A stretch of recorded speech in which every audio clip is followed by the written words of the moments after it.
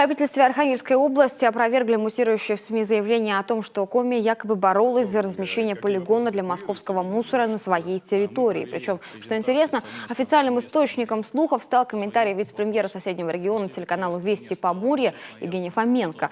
Он сообщил, что битву за ШИСТ Архангельск выиграл в конкурентной борьбе. Вот этот фрагмент. Что касается заинтересованности в реализации проекта со стороны иных субъектов, то действительно за этот проект боролись несколько субъектов, в том числе и Республика Коми.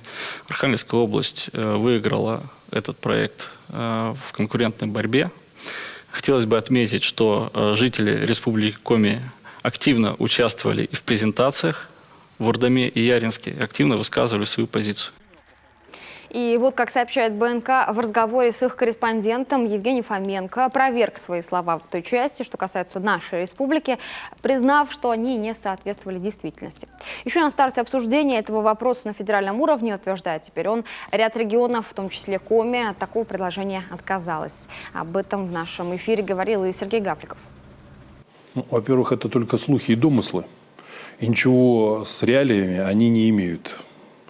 В действительности. Мы никогда об этом не заявляли, и нам бы разобраться со своим мусором. Напомним, камнем преткновения этих дискуссий стало намерение Архангельской области разместить на своей территории завод по переработке отсортированных отходов, преимущественно московских. Некоторые жители Коми высказывают несогласие с этим, так как местом действия выбрана площадка в 4 километрах от границы с нашей республикой.